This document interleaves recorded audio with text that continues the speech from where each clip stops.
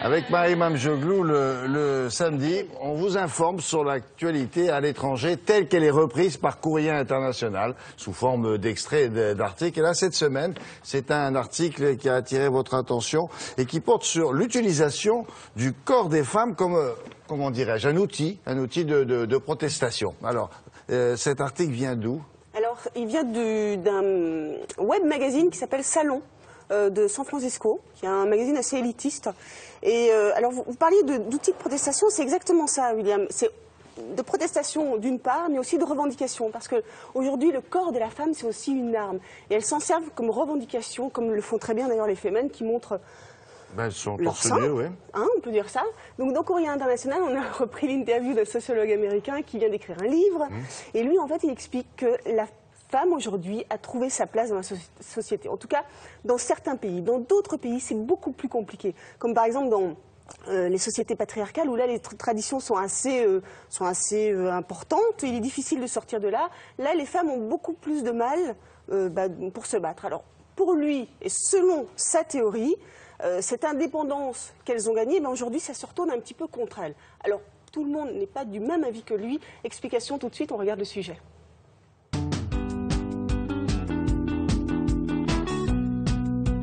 David Jacobson, ce sociologue américain, insinue que plus les femmes sont indépendantes et plus la violence s'exacerbe à leur égard. Alors, oui, on peut dire que peut-être il y a une certaine convoitise, pareil dans des pays où la tradition, comme l'Inde, effectivement, tradition patriarcale, certains pourraient être agacés par cette montée des femmes dans des postes de responsabilité. Effectivement, en ce moment, il y a un focus sur les viols, mais on ne peut pas dire que d'une manière générale, dans tous les pays, la liberté des femmes est en ce moment attaquée de plein fouet. Tu sais que tu es génial. Et cette machine à laver la vaisselle, depuis le temps que tu la voulais. Je t'adore. On est toujours dans une société assez patriarcale, mais c'était bien pire. Si on regarde simplement il y a 50 ans, les femmes n'avaient pas le droit encore d'avoir un chéquier, il fallait demander l'autorisation de leur mari pour travailler. On revient de loin, il y a eu vraiment un gros boulot de fait en 50 ans. Quel amour. Heureuse? Comblé. Tous ces mouvements féministes qui étaient assez décriés à l'époque, on disait que c'était des hystériques, ont quand même rendu un énorme service à la société tout entière. Et ce qui m'amuse aujourd'hui, c'est de voir que les revendications des pionnières, c'était on ne veut pas que le corps des femmes soit mis à nu pour porter un message ou des revendications commerciales. C'était vraiment ça leur idée. Et aujourd'hui, que font les Femen et tous ces groupes de jeunes féministes? Elles font exactement le contraire. Elles se mettent à nu pour revendiquer leur corps comme sujet et non pas objet. Les femmes occidentales qui se mettent à nu pour revendiquer leurs droits, elles irritent, elles choquent, elles amusent, mais ça s'arrête là. Tandis qu'on se souvient de cette jeune femme en Égypte qui a posté sur son blog une photo d'elle nue, elle a été carrément molestée. Il y a une réaction monstrueuse d'une société patriarcale qui n'a aucune envie que les femmes sortent de leur trou. On ne peut pas comparer des situations de pays en guerre avec des situations en Occident. Alors, vous savez, être déchiré entre sa liberté et la tradition, ça concerne des pays où la tradition est très très très forte. Alors si, dans des pays comme l'Allemagne, l'Italie, le Portugal, l'Angleterre, où la tradition est tellement forte de la femme mère, dans ces pays où on est mal vu si on n'élève pas, on nourrit pas son enfant, on l'élève pas jusqu'à 3-4 ans, qu'est-ce qui se passe? Un effondrement de la natalité. Ça prouve aussi que les femmes, elles sont pas prêtes de se laisser faire.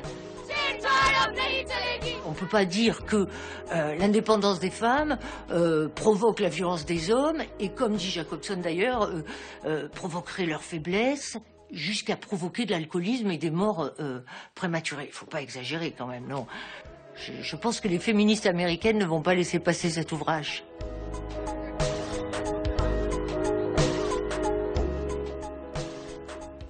Le combat n'est pas fini, continuez les filles, c'est ça? Ah bah oui. On trouve ça dans Courrier International? Voilà, il y a un dossier spécial sur les femmes, sur les insoumises, et l'article, vous pouvez le retrouver à la page 32 et 33. Un petit mot quand même sur les bouquins de nos intervenantes. Alix Giraud-Delin vient de sortir son dernier roman qui s'appelle Un bon coup de jeune, et puis aussi le guide des 300 des expertes, le guide des expertes. Qu'est-ce que c'est le beaucoup de jeunes? Je me souviens plus. Elle parle de quoi? Des expériences des femmes avec de l'acide hyaluronique? arrivé à 40, 45 ans, on se rend compte qu'on commence à avoir des rides. Ne me regardez pas comme ça, j'ai pas 40 ans. Non, et vous n'avez pas de rides non plus, donc ça tombe bien. Et donc elles se rendent compte que, elle et son mari d'ailleurs, se rendent compte que il faut changer un petit peu les choses, quoi. Ah ouais. Voilà. Bon. Non, un roman vraiment à lire absolument. Et puis aussi le guide des expertes en vente, enfin en tout cas disponible uniquement sur Internet. Voilà. Ah, c'est bien ça. C'est super. Et ça c'est peut, super. oui, mais vous savez que C'est ça top. peut nous être utile. Il Ah faut oui. noter la référence.